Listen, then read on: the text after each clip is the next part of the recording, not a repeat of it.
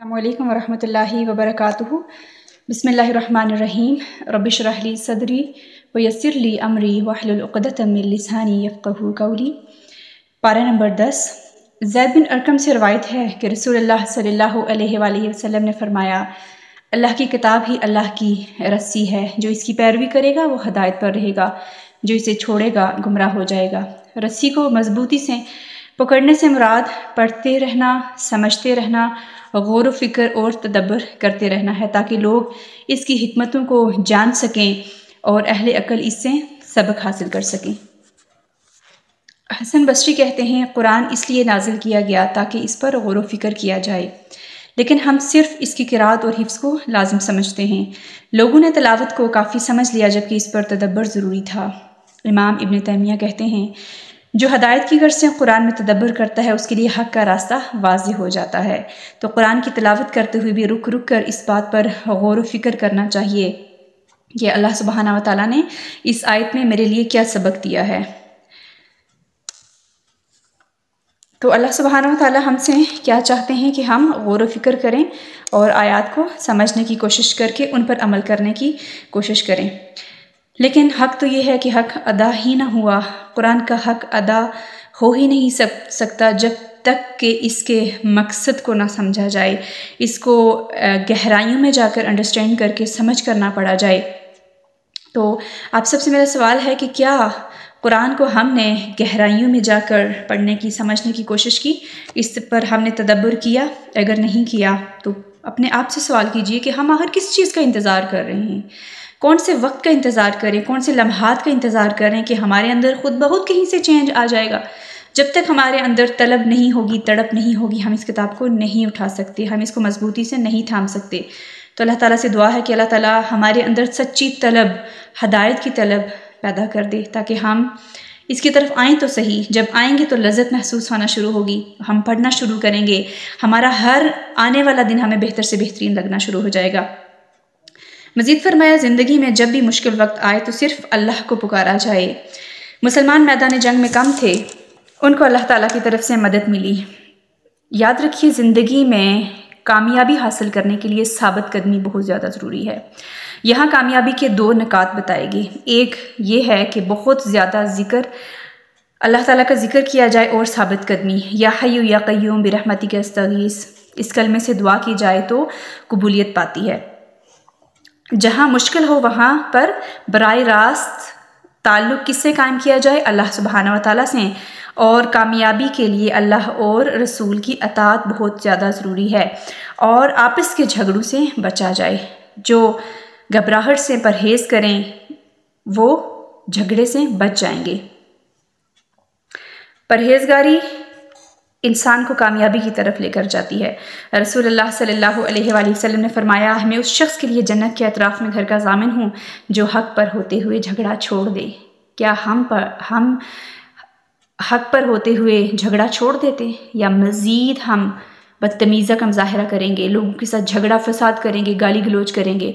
तो अपने ऊपर चेक रखिए कि हमारे साथ अगर कोई भी मामला पेश आता है तो उसमें मेरा रवैया क्या होता है। फिर नमाज के ऊपर बात, जो जानबूझकर नमाज छोड़ेगा, अल्लाह ताला से उसकी ज़िम्मेदारी हट जाएगी। जो अल्लाह की तरफ जाता है अल्लाह ताला उसको काफ़ी हो जाता है। ठीक है, तो 5 वक्त की नमाज हर मुसलमान पे फ़र्ज़ है, तो एटलीस्ट 5 वक्त की नमाज को अज़ान होते ही इंसान उठे और अल्लाह ताला की तरफ आए, झुके, समीना व अताअना करे। अपने इर्द गिर्द अगर कुछ और लोग भी हैं तो उनको भी कहा जाए कि नमाज का वक्त है, आइए नमाज़ पढ़ें, क्योंकि इसी में कामयाबी है। सूरत तौबा का दूसरा नाम बारात है, इसलिए कि इसमें मुशरिकीन से बारात का ऐलान किया गया है, ऐलान आम है। ये कुरान मजीद की वाहिद सूरत है जिसके आगाज़ में बिस्मिल्लाहिर्रहमानिर्रहीम दर्ज नहीं।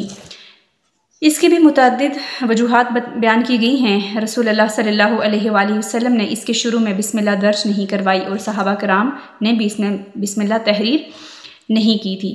जब मुसहफ़ उस्मानी लिखवाया गया तो बिस्मिल्लाह इसमें भी नहीं लिखवाई गई। सूरत तौबा में तौबा का जो वर्ड है वो तकरीबन 16 बार आया है, और सूरत बकरा में 13 मरतबा। इसके अलावा भी सूरत तौबा के 19 और भी नाम बताए गए हैं। फरमाया हुर्मत वाले महीने 4 हैं, ज़िलक़ादा, ज़िलहिज्जा, मुहर्रम और रजब। फरमाया हुर्मत वाले महीने में حرمت والے مہینے جب ختم ہو جائیں تو مشرکین سے جنگ کرو۔ ہم دیکھیں گے کہ بار بار توبہ کی بہت زیادہ بات، نماز کی بہت زیادہ بات، صدقات کی بہت زیادہ، زکوٰۃ کی بہت زیادہ بات آ رہی ہے۔ تو توبہ اس وقت سچی ہوتی ہے جب انسان کا عمل بدلتا ہے۔ خوف، خشیت صرف اللہ سے ہونا چاہیے۔ جو اللہ سے ڈرتا ہے اللہ اس کو کافی ہو جاتا ہے۔ رسول اللہ صلی اللہ علیہ وآلہ وسلم نے فرمایا، تم اللہ سے اس طرح ڈرو گویا کہ تم اللہ کو دیکھ رہے ہو، یعنی ہر جگہ اللہ کے دیکھنے کا ڈر ہو ہر انسان کے اندر۔ اللہ کی خشیت کامیابی کی کنجی ہے، اللہ کا خوف نجات کا ذریعہ ہے۔ اگر ہم چاہتے ہیں کہ ہم کامیاب ہوں تو ہم دیکھیں کہ کون سا کام ہے جس کو میں اللہ کے خوف سے چھوڑ دیتی ہوں۔ نیک اعمال بہت سارے ہو سکتے ہیں لیکن اللہ کی راہ میں خود کو تھکانا سب سے افضل کام ہے۔ پھر ایک اور سوال، میں دنیا کے کاموں میں زیادہ تھکتی ہوں یا اللہ کے کاموں میں؟ میں اپنے آپ کو زیادہ تھکاتی ہوں۔ اللہ کے دین کے کاموں کے لیے میرے پاس کتنا وقت ہے؟ ہماری محبتوں کا مرکز اللہ اور اس کا رسول ہونا چاہیے۔ رسول اللہ صلی اللہ علیہ وسلم نے فرمایا، کوئی بندہ اس وقت تک مومن نہیں ہو سکتا جب تک میں اس کے گھر والوں، مال، ہر چیز سے زیادہ محبوب نہ ہو جاؤں۔ رسول اللہ صلی اللہ علیہ وآلہ وسلم نے فرمایا، کوئی اس وقت تک مومن نہیں ہو سکتا جب تک میں اس کے والدین اور اولاد سے زیادہ محبوب نہ ہو جاؤں۔ ہمیں اپنے گھر والوں کے بارے میں سوچنا چاہیے، اپنے مال، اولاد کے بارے میں سوچنا چاہیے کہ کیا میں واقعی میں رسول اللہ صلی اللہ علیہ وآلہ وسلم کی محبت میں شدید ہوں یا گھر والوں، اولاد، مال کی محبت میں شدید ہوں؟ میری محبت کا محور اور مرکز کیا ہے؟ نماز کا وقت ہے، زکوٰۃ کا حکم ہے، صدقے کا حکم ہے، والدین کے ساتھ حسن سلوک کا حکم ہے، پڑوسیوں، رشتہ داروں کے ساتھ جھگڑا چھوڑنے کو کہا جا رہا ہے۔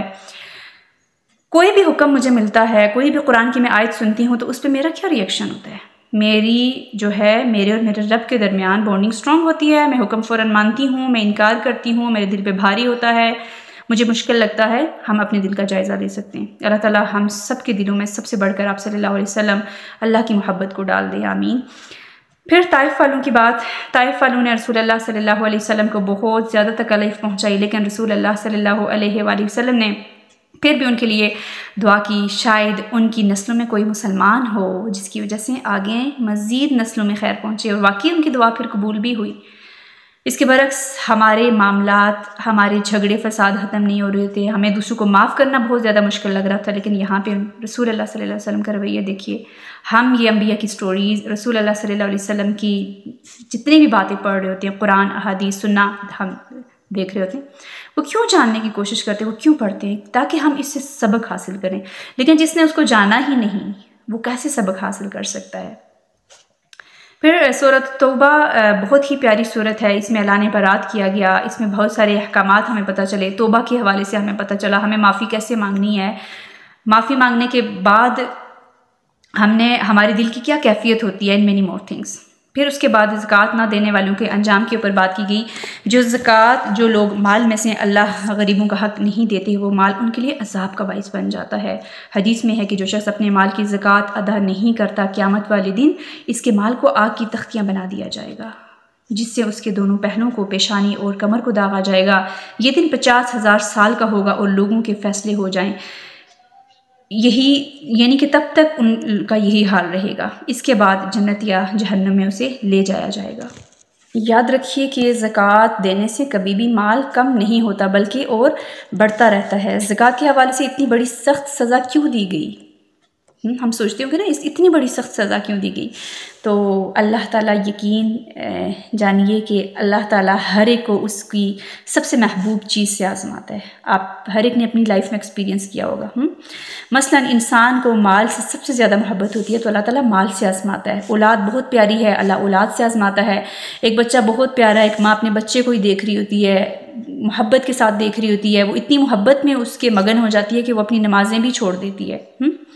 اسی طرح سے سونا چاندی، اس انسان کو ڈائمنڈ سے بڑی محبت ہوتی ہے تو انسان کہتا ہے بس میرے پاس رہے، میں اس کا مال نہ نکالوں۔ تو پھر وہ کیا ہوا؟ وہ محبت آڑے آ گئی، انسان زکوٰۃ نہیں نکالتا تو وہ اسی سے آزمایا جاتا ہے۔ اسی لیے اتنی بڑی پنشمنٹ بھی بتائی گئی ہے۔ اسی لیے اپنے مال کو ہمیں پاک کرتے رہنا چاہیے، زکوٰۃ نکالتے رہنا چاہیے، اس بات پہ یقین ہو کہ اس سے میرا مال کم نہیں ہوگا بلکہ پاک ہوتا جائے گا اور بڑھتا جائے گا۔ رسول اللہ صلی اللہ علیہ وآلہ وسلم نے فرمایا، جس نے دنیا طلب کی اس نے اپنی آخرت کو نقصان پہنچایا، دین کو پیچھے نہیں چھوڑنا، اور جس نے آخرت کا مطالبہ کیا اس نے دنیا کا نقصان کیا۔ بس تم فنا ہونے والی دنیا کو نقصان دے دو، فرمایا اگر تم دین کی خدمت نہیں کرو گے اللہ کسی اور کو تمہاری جگہ لے آئے گا۔ دعا کرے اللہ ہم سب کو اپنے دین کے لیے چن لے، خالص کر لے، ہم سے کام لے لے۔ ہم بار بار اپنے آپ کو خود کہیں نہیں میں کروں گی، میں کر سکتی ہوں، یہ میرا کام ہے، میں نے بھی مجھے خیر امہ کہا گیا ہے، یہ کام میں نے کر کے دکھانا ہے، میں نے تبلیغ کا کام کرنا ہے، میں نے دوسروں تک پیغام پہنچانا ہے۔ لیکن کیا ایسے ہی پہنچا دیں گے جب خود کچھ نہیں پتا ہوگا؟ اس کے لیے سب سے پہلے میں جانوں گی، میں انڈرسٹینڈ کروں گی، میں امپلیمنٹ کروں گی، اور پھر میں دوسروں تک پیغام پہنچاؤں گی۔ اللہ تعالیٰ دعائیں سنتا ہے، وہ قریب سے سنتا ہے، لیکن تقاضا کیا ہے؟ تم ایمان لاؤ، تم میری بات مانو۔ اللہ تعالیٰ سے دعائیں کرتے رہیں، اللہ تعالیٰ ہمیں چن کے رکھ، ہمیں ہدایت دے کر ہمیں گمراہ نہ کرنا۔ اللہ تعالیٰ نے کس طرح رسول اللہ صلی اللہ علیہ وآلہ وسلم اور حضرت ابوبکر صدیق کی مدد کی۔ دو دوستوں کی مثال یہاں پہ دی جا رہی ہے، کس طرح اللہ تعالیٰ نے ان کی مدد کی، کیونکہ ان کو اللہ تعالیٰ پر یقین تھا، تو اللہ کی مدد اگر یقین ہو تو ضرور آتی ہے۔ جس طرح وہ غار میں تھے تو اللہ نے ان کی مدد کی، سبحان اللہ۔ حضرت ابوبکر رسول اللہ صلی اللہ علیہ وآلہ وسلم کے سچے دوست، ان پر بہت زیادہ خرچ کیا کرتے تھے۔ غار میں کس طرح رسول اللہ صلی اللہ علیہ وسلم نے حضرت ابوبکر کو تسلی دی کہ غم نہ کرو، ڈونٹ بی سیڈ، اللہ ہمارے ساتھ ہے، ہمارا تیسرا ہمارے ساتھ اللہ ہے۔ ہر جنگ میں حضرت ابوبکر صدیق آپ صلی اللہ علیہ وسلم کے ساتھ ہیں، بدر میں، حنین میں، تبوک کے موقع پر، غزوہ خندق، ساتھ ان کے دوست، اور مرنے کے بعد بھی اللہ نے آپ صلی اللہ علیہ وسلم کا ساتھ دیا۔ کیا خوش قسمتی ہے، مرنے کے بعد بھی اتنا اچھا ساتھ نصیب ہوا، عافیت نصیب ہوئی، سبحان اللہ۔ اللہ سب جانتا ہے، اللہ سب جانتا ہے۔ اور آپ سب نے بھی دیکھا ہوگا، اللہ تعالیٰ ہم سب کو بار بار مکہ مدینہ جانا نصیب کرے، حج عمرے نصیب کرے، زیارتیں نصیب کرے۔ آپ میں سے جو لوگ گئے ہیں انہوں نے وہاں پہ دیکھا ہوگا کہ کس طرح سے وہاں کی رونقیں ہر ایک کو نظر آتی ہیں، وہاں کا سکون ہر ایک کو نظر آتا ہے۔ انسان کا دل کرتا ہے وہاں باہر کھڑا ہو کے گنبد کی طرف روضہ رسول کو دیکھتا رہے، وہی آنکھوں کی ٹھنڈک محسوس ہوتی ہے۔ اور وہیں پہ حجرہ مبارک میں آپ صلی اللہ علیہ وسلم کے ساتھ قریب میں کون ہیں؟ حضرت ابوبکر، اور ساتھ میں حضرت عمر ہیں۔ کتنے اچھے دوست ہیں نا، دنیا میں بھی اور اب قبر بھی نصیب اور آخرت میں بھی اللہ سب کو ساتھ رکھے۔ کتنا اچھا ساتھ ہے۔ آج ہمارے دیکھیں کہ دنیا میں لوگوں کے ساتھ کیسے معاملات ہیں، ہماری دوستیاں کن لوگوں کے ساتھ ہیں، ہماری پسند کے لوگ کون ہیں، جس کے ساتھ آج ہم خوش رہنا پسند کرتے ہیں کل اسی کے ساتھ ہوں گے۔ تو اپنی دوستیوں کا معیار چیک کریں۔ اللہ ہم سب کو بہترین ساتھ نصیب فرمائے، بہترین دوست نصیب فرمائے کہ مل جل کر دین کا کام کیا جائے۔ مزید فرمایا فاستبقوا الخیرات، نیکیوں کے کاموں میں آگے بڑھو، کسی بھی کام کو چھوٹا نہیں سمجھنا، نیکی کے کاموں میں آگے بڑھتے رہو۔ کام نہیں کرنا صاف منع کر دینا چاہیے، لیکن منافقوں کی طرح جھوٹے بہانے کر کے منع نہیں کرنا چاہیے کہ نہیں میں یہ ریزن ہے میں نہیں کر سکتی، نہیں کرنا صاف منع کر دیں۔ لیکن نیکی کا کوئی بھی موقع آئے اس کو اپنے ہاتھ سے مت جانے دیں۔ جیسے جد بن قیس کی مثال ہمارے سامنے ہے کہ اس نے کیا کہا، اس نے آ کے بہانہ کیا رسول اللہ صلی اللہ علیہ وسلم کے پاس آ کے کہنے لگا کہ میں نے سنا ہے کہ رومیوں کی عورتیں بہت خوبصورت ہیں، میں فتنہ میں پڑ سکتا ہوں، اس لیے میں آپ کے ساتھ اس جنگ میں شریک نہیں ہوں گا۔ تو کوئی کام نہیں کرنا منع کر دیں، لیکن جھوٹے بہانے نہیں بنانے۔ پھر سے صدقے کی بات کی جا رہی ہے۔ صدقہ وہ قبول ہوتا ہے جو دل کی خوشی اور اللہ کی رضا کے لیے دیا جائے۔ سستی سے پڑھی گئی نمازیں، بددلی سے دیا گیا صدقہ اللہ کو پسند نہیں۔ نبی کریم صلی اللہ علیہ وسلم نماز کا وقت آتا تو فوراً سے کام کاج چھوڑ کر نماز کی طرف جاتے۔ مومن کے لیے نماز سکون اور تسلی کا باعث ہوتی ہے۔ رسول اللہ صلی اللہ علیہ وسلم نے فرمایا نماز میری آنکھوں کی ٹھنڈک ہے۔ سورۃ التوبہ آیہ نمبر 53۔ قل انفقوا طوعا او کرها لن يتقبل منكم انکم کنتم قوما فاسقین۔ اے نبی صلی اللہ علیہ وآلہ وسلم کہہ دیجئے تم خوشی سے حج کرو یا ناخوشی سے، تم ہرگز قبول تم سے نہ کیا جائے گا، بے شک تم نافرمان لوگ ہو۔ پھر دیکھیں بار بار صدقے کی بات کی جا رہی ہے۔ اللہ تعالیٰ ہم سے نکلوانا چاہتا ہے، ڈیلی بیسس پہ صدقہ کریں، دوسروں کی، اپنے رشتہ دار ہیں، پڑوسی ہیں، کوئی غریب ہے، سب کی مدد کریں۔ اللہ تعالیٰ ہم سب کو دینے والوں میں شامل کرے۔ پھر زکوٰۃ کے مصارف بیان کیے گئے، وہ کون ہیں؟ فقراء ہیں، مساکین ہیں، تالیف قلب یعنی نیو مسلمس ہیں، تاکہ وہ اسلام پر جم جائیں۔ غلام آزاد کرنا دین کی ترقی کے لیے اور قرض دار کے لیے، یہ فرض صدقہ ہے۔ تو ابھی جیسے رمضان بھی بہت قریب ہے، جس کے اوپر زکوٰۃ کا ہے فرض، مال نصاب سے آگے جا رہا ہے، تو اپنا مال میں سے صدقہ ضرور کریں۔ ممکن ہو جہاں ایک جگہ زیادہ ضرورت ہے وہاں دے دیں۔ اچھا یہ بھی ایک کوشچن آتا ہے کہ کیا اس کو ڈیوائڈ کر کے بھی دیا جا سکتا ہے یا پھر ایک ہی جگہ زیادہ ضرورت ہے؟ تو ہاں، اگر ایک جگہ زیادہ ضرورت ہے، کسی کی نیڈ ہے، تو اس کو سارا دے دیں، نہیں تو بانٹ کر بھی دیا جا سکتا ہے۔ منافقت کی علامت کیا ہے؟ برائی کا حکم۔ منافق جو ہے وہ برائی کا حکم دیتا ہے۔ منافقت کی وجہ ہی دنیا کی محبت ہوتی ہے۔ اللہ ہم سب کو اس حقیر دنیا کی محبت سے نکال کر اپنے لیے خالص کر لے، آمین۔ مزید فرمایا، مسلمان مرد اور عورتیں بھلائی کا حکم دیتے ہیں اور برائی سے ایک دوسرے کو روکتے ہیں۔ وہ خود بھی نمازیں قائم کرتے ہیں اور دوسروں کو بھی نماز کی طرف بلاتے ہیں۔ اللہ کی رحمت پانے کے لیے دوسروں کو نیک کام کا حکم دینا ہے، انشاءاللہ تعالی نیکیوں کو پھیلانا ہے۔ اللہ نے مسلمان مردوں اور عورتوں سے جنتوں کا وعدہ کر رکھا ہے، ان کے گھر باغوں میں ہوں گے، اور سب سے بڑھ کر اللہ کی خوشنودی، اللہ ان سے راضی ہو جائے گا، اللہ تعالیٰ کا دیدار نصیب ہوگا، اور یہی اصل کامیابی ہے۔ عبداللہ بن ابی نے آپ صلی اللہ علیہ وآلہ وسلم سے ساری زندگی دشمنی کی۔ جب وہ فوت ہوا، اس کو قبر میں ڈالا گیا تو آپ سے اس کو لٹا دیا گیا، آپ صلی اللہ علیہ وسلم پاس آئے، اس کا سر اپنی گود میں رکھا، اپنا لاب دہن اس پر ڈالا اور اس کے لیے استغفار کی دعا کی۔ کون ہوگا جو اپنے دشمن کے لیے اس طرح سے کرے، معافی مانگے، اس طرح کا معاملہ اس کے ساتھ کرے؟ بہت لوگ آج کہتے ہیں کہ ہمیں معاف کرنا بڑا مشکل لگتا ہے، ہم معاف نہیں کر سکتے۔ تو ٹھیک ہے، گندگی کا ٹوکرا اپنے اوپر اٹھائے، ہر جگہ گھومتے پھریں، اپنے دل سے اس میل کو نکال پھینکیں، لوگوں کو معاف کریں، آگے بڑھیں، کیونکہ ہم اگر کسی کو معاف کریں گے تو اللہ تعالیٰ ہمارے گناہوں کو بھی معاف کرے گا۔ آج ہم بڑے فخر سے کہتے ہیں کہ ہمیں رسول اللہ صلی اللہ علیہ وسلم سے محبت ہے، ہم رسول اللہ صلی اللہ علیہ وسلم کی پیروی کرتے ہیں۔ کیا اس طرح سے رسول اللہ صلی اللہ علیہ وسلم کی پیروی کی جاتی ہے؟ ایون کہ اگر ہم سے کوئی چھوٹی موٹی زیادتی کرے تو ہم ساری زندگی اس کو اپنے دل میں پال کر رکھتے ہیں، ہماری تو تکلیف ہی کم نہیں ہوتی، ہمیں تو معاف کرنا ہی نہیں آتا، پھر ہم کہتے ہیں ہم رسول اللہ صلی اللہ علیہ وسلم کے پیروکار ہیں۔ یہ کیسی پیروی ہے؟ پیروی تو یہ ہے کہ معاف کر دینا اور بھلا دینا۔ اگر ہم کسی کو معاف کریں گے تو اللہ تعالیٰ ہمارے گناہوں کو بھی معاف کر دے گا۔ پھر فرمایا، پھر صدقے کی بات ہو رہی ہے، تھوڑے میں سے نکالنا سیکھیں، جو تھوڑے میں سے دیتا ہے اللہ اس کو زیادہ دیتا ہے۔ ایک خاتون کی مثال ہے جس کے 6-7 بچے تھے اور اس کے پاس ایک وقت میں اتنا ہی آٹا تھا جسے وہ 6-7 روٹیاں بنا سکتی تھی۔ اس نے کیا کیا؟ وہ کیا کرتی تھی کہ وہ انہی آٹے کے ہر پیڑے میں سے تھوڑا تھوڑا آٹا نکالتی اور ایک اور پیڑا بنا لیتی اور پھر ایک ایکسٹرا روٹی بنا کر وہ فقیر کو دے دیتی۔ تو یاد رکھیے کہ جسے دینا ہوتا ہے وہ تھوڑے سے بھی نکال دیتا ہے، وہ دوسروں کی مدد کسی بھی وے میں کر سکتا ہے، کیونکہ اس کو پتہ ہے کہ جو تھوڑے میں سے دے گا اس کو اللہ تعالیٰ مزید دے گا انشاءاللہ۔ تو اللہ تعالیٰ ہم سب کو بھی دینے والوں میں شامل کرے، ہمارا ہاتھ اوپر والوں میں شامل کرے، مشکل وقت میں بھی ہمیں دینا آ جائے، اور زیادہ مشکل وقت میں ہمیں اپنا حصہ ہر کام میں ڈالتے رہنا ہے۔ جہاں جہاں دیکھیں کہ میری نیڈ ہے، تھوڑا دے سکتے ہیں، جتنا دے سکتے ہیں اپنی استطاعت کے مطابق ضرور دیں، اللہ تعالیٰ انشاءاللہ اور نوازے گا۔ اور نیکیوں کے لیے نیت اور ارادہ کریں، اگر وہ کام نہ بھی کیا تو انشاءاللہ اس پہ بھی اجر ملتا رہے گا۔